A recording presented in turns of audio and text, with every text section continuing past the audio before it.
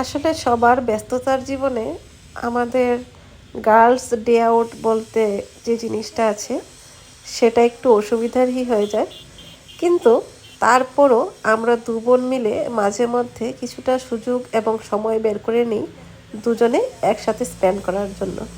এরকমই একটা সময় একদিন আমরা বের করেছিলাম, আর আমার স্কুলেরই কাছাকাছি একটা ধাবাতে চলে গিয়েছিলাম দুই বোন মিলে।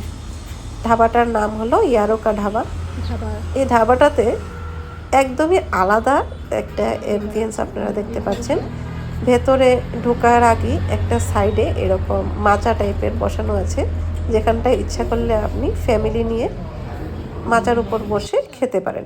তাছাড়া এরকম ভিতরে আবার একটা রেস্টুরেন্ট আছে, ওখানেও চেয়ার টেবিল আছে।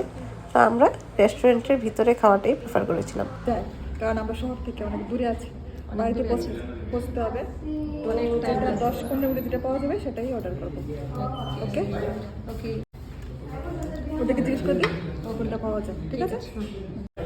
আচ্ছা, অর্ডারটা তো করে দিয়েছো, তো ইনস্ট্যান্ট পাওয়া গেল চাউমিন, আর ছিল ইনস্ট্যান্ট পাওয়া যাবে বলেছিল দম বিরিয়ানি। দম বিরিয়ানি আমরা খাবো না, চাউমিন খাবো, সেই জন্য ভেজ চাউমিন অর্ডার করেছি। আর এই যে দেখুন ভেতরের অ্যাম্বিয়েন্সটা শহর থেকে একটু দূরে, খুব সুন্দর একটা এনভায়রনমেন্ট, ঘুরতে আসা যেতেই পারে। যেহেতু পেছনে অনেক লোক আছে সেজন্য আমি ওদেরকে দেখাচ্ছি না, অনেকের প্রাইভেসি নষ্ট হতে পারে। কি করছো তুমি? আমি চাউমিনের ওয়েট করছি।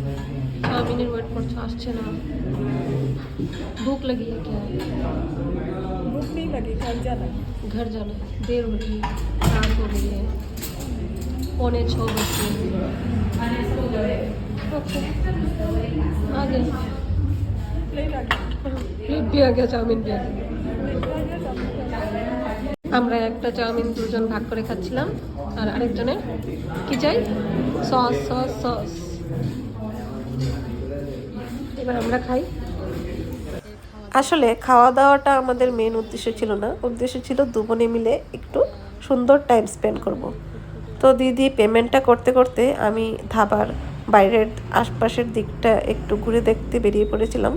দেখুন কি সুন্দর টেন্ট, আর এগুলোতে একদম মিটমিটি আলো জ্বলছে। যারা এই রাস্তা দিয়ে যাওয়া আসা করেন একবারের জন্য অবশ্যই এই জায়গাটা ঘুরে যেতে পারেন। খাবার দাবারের কোয়ালিটি কিন্তু অস্বাভাবিক ভালো। আর আমরা এখান থেকে মোমো নিয়ে নিয়েছি, আর ফেরার পথে সামনে থেকে মোমো নিয়ে দুজনে চললাম বাড়ির উদ্দেশ্যে।